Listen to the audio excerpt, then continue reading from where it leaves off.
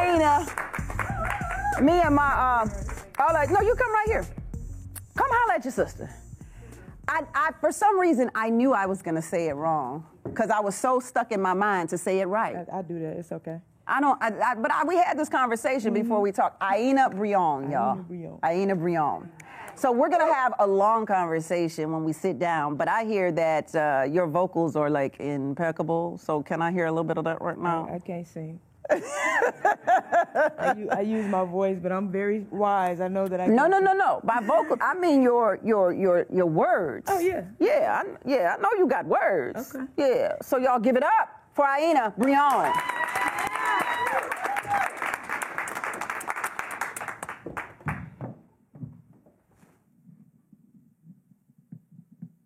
I'm ready.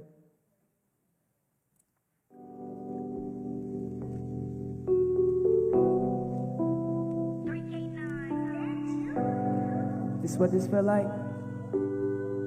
Damn. Sacrifice for you I will. I swear you got me all in my feels. I know you a real one.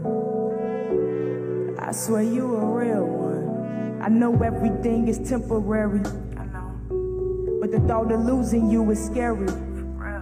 And I ain't usually scared of nothing. I'll be lying and I'll be fronting. If I said I wouldn't feel nothing, can we just get married? Nah, I'm joking, I ain't in a hurry. I wanna take my time with you. Allow me to show you that life has better views. I know you've seen a lot and I can feel how much you've been through. It's all in your distance, that's between us like an interlude. I wanna know the inner you. I know the out is beautiful, but one day that'll fade, so let's get higher than this physical. I know that he touched you in ways that's inexcusable. A role in his plays, but this here more like a musical. Damn, I'm feeling. Do anything for you, I will. I swear you got me all in my feels. I know you a real one. I know you a real one. Sacrifice for you, I will. I swear you got me all in my feels. I know you a real one. I swear you a real one. I know he's hurting that he did you wrong. Your heart only gets broken where it don't belong. We walk in every situation with our blinders on, leaving pieces of ourselves, hoping this feels like home. I've been in long distance relationships my whole life, even with women that laid in my bed every night, sleeping with strangers and later on enemies in life. I got a lot of things wrong, but you, I got right. Not trying to flatter, that's parts of you that's reflecting me. And every time I settled for less, I was rejecting me. Still up for taking some chances, don't know what's next for me. I'm just hoping that it's you that's lying next to me, cause you bring out the best in me, for real. Do anything for you, I will. I swear you got me all in my feels. I know you a real one. I know you a real one. Sacrifice for you, I will. I swear you got me all in my feels. I know you a real one. I swear you a real one.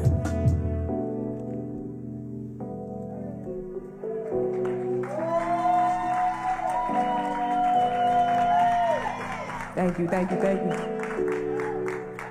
You see, I had to clap for myself first. It's okay. I'm ready. Life. You know this thing called life? Could be so confusing depending on how you choose to look at it, you know? 10-7, Calumet, Chicago. Hella siblings, so we sleeping head to toe. Never had to fly his clothes. Mama kicked me out twice, I had to find somewhere to go. She was focused on the dirt while I was focused on the roads.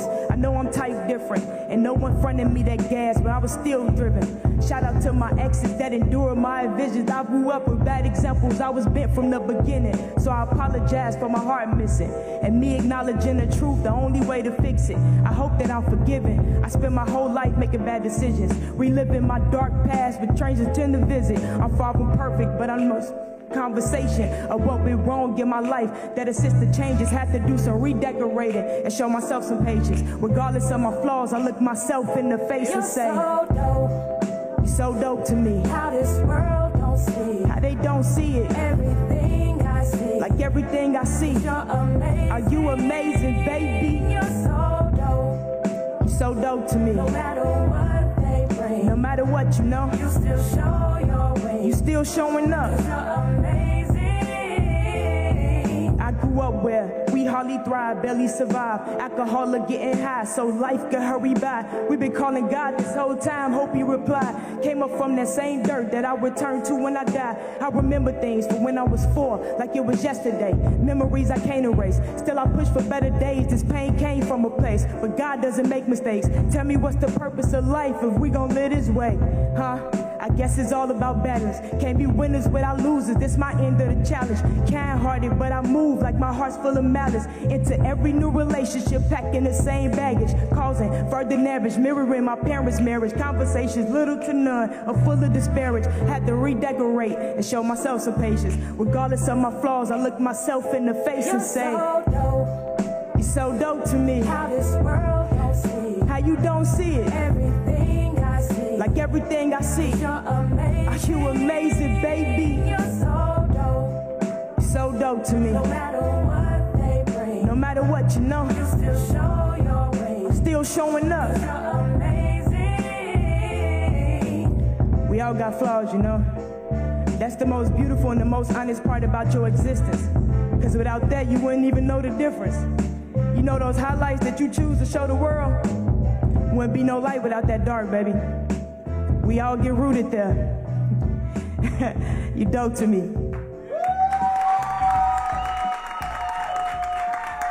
Talk to me. I've been waiting for this conversation because you are so transparent, and I wanted to hear more about your process of healing, because you wrote on your Instagram page that healing was a process. Yes. And that you were robbed of your freedom. Yes. I want to know, what freedom were you robbed of?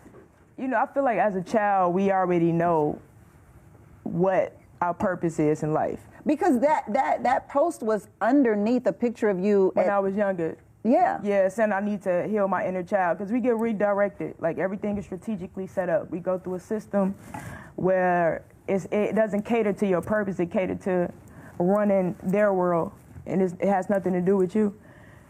That makes And sense. your sole purpose, yes. Yeah, that makes sense. So how do you find out your sole purpose if you're raised in a world that is designed to constrict you from what that is? I always been that little rebel. I always knew something wasn't right. Like within my environment, everything that was being taught to us, I just always knew. And me trying to fit in, when you try to fit in, that means you don't belong there. So it started to get to me after a while that I don't supposed to look like everybody else, do what everybody else do, love how everybody else love, as long as I'm loving. So when did you figure that out? Like, what? It's always been there. It's going through that weird period where it's like, you know, you're trying to satisfy everybody around you, everybody else happy, but while you're miserable. Your misery is making everybody else happy. And you're trying to figure out, why is everybody happy but me? But me. So I'm showing up for everybody else except for myself. So I just had to make a decision. It's just a choice. Like, you have to choose. I know everybody think you know, you can build on this. You can't build it because anything that's built can be broken. Yeah. So I just had to choose it. Is this mine? Yes, that's yours. And you have to consistently choose it. It's like learning how to walk, right? It becomes second nature once you started doing it often. So I just started walking often, and it became second nature to choose myself, put myself first. I can't do nothing for you if I'm not good. Why don't people get that? Why don't people understand that they can't? It's a lot of unlearning that has to be done. A lot of unlearning. What do you think the first thing you had to unlearn was? Or what do you remember the first thing you unlearned? That I am not my parents. I am not my mother. I was playing out her story. I was chasing her in every relationship for her acceptance, for her favor, in all my relationships. I had to unlearn that that's not my story. I had to disconnect from, that's your path. Now I have to choose mine. So when you say you're not, like, you're not your mother, because I think a lot of us, and particularly women, we identify with our mothers from being a child and being a girl or whatever it is. And we do believe that we want to be just like our moms, no matter who, like no matter how good or how bad she is. So how do you disconnect from being a part of your own DNA? I'm about to go a little deeper. So, girl, you better get deep on me. You better get deep on the Tammy McLean show. I think, I don't know if it's fortunate, it's more fortunate for me, but I went straight from the hospital to my Auntie Donna's house. And you know, it takes a certain time frame to be with your mother in order for you to actually truly have that bond. So that connect was never truly there. I just saw it once they came to get me at the age of 4 and I was put back. Well, my first time being there. And was at 4? Was at 4, and I was just overwhelmed with all of the information I was receiving because it was totally new to me. At the age of 4? At the age of 4. And I remember it like it was yesterday. I remember things. You, in your song, you say, hold on, let me see what that line, I remember things from age 4. I was hoping I could connect it because I was tripping over words trying not to curse. I didn't know if I could curse, so I was like, I'm trying to piece it together while I was performing. But yeah, like I remember things from when I was 4 like it was yesterday. So what's one thing you remember from 4? Where my emotional detachment came from. It was unhealthy. I don't think attachments are healthy. I think we're supposed to experience life without the attachments. But I still believe in healthy ties and healthy bonds and healthy attachments. So I was it was unhealthy for me to be emotionally detached. Because when you take me from one family that I thought I knew and to a whole nother family that's my real family. Right. At the age of 4, and I'm taking in all of this, like I got all of these brothers and sisters. This is my mom. This is my dad. So everything that I knew and that I've grown to love, I know they think kids are stupid, we're not. We take in a lot of information. So that's why I thought my family was my auntie, my uncle, my cousins. Well, that is your family. I know I thought that was like my brother, my sister, my mother, my father.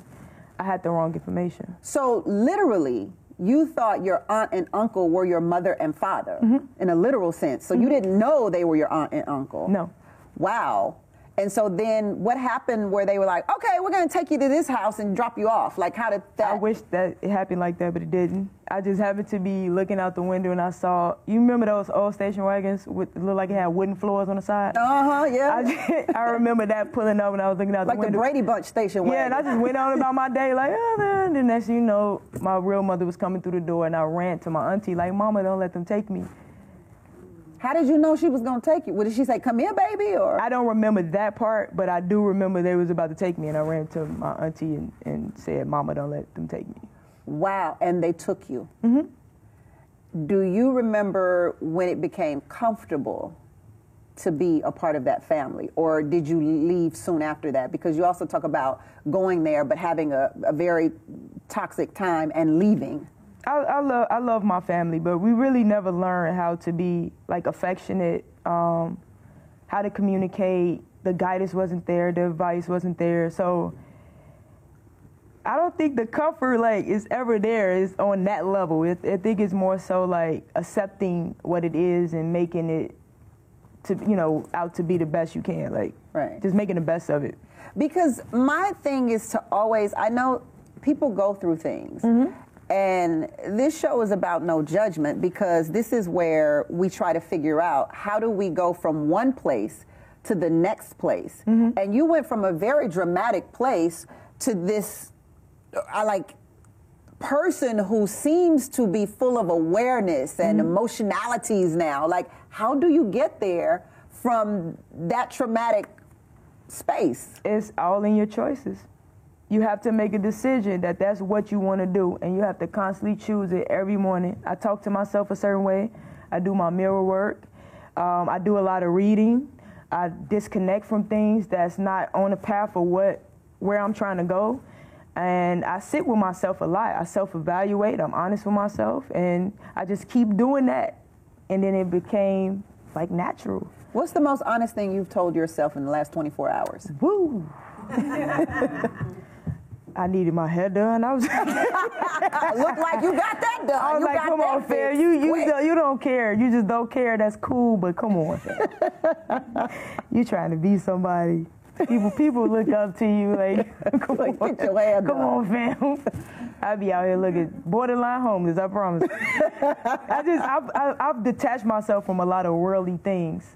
So it all, like I just wake up, I'm gonna go to jail, do this, take care of myself, spend some time with myself, do some music. I don't really attach to worldly things like that. Not like I used to. Well, that's an amazing place to be, especially in the entertainment world. So I respect you for that. I honor you and admire you for that. Cause Yeah, that's how a lot of people lose themselves. They never was found. there it is. Well, I'm glad we found you, Aina. Aina Brion, everybody. All right, so we're slipping into some R&B when we come back. So stay right here on the Tammy Mac Late Show. Thank you so much for blessing me with your presence. Thank you. Yes.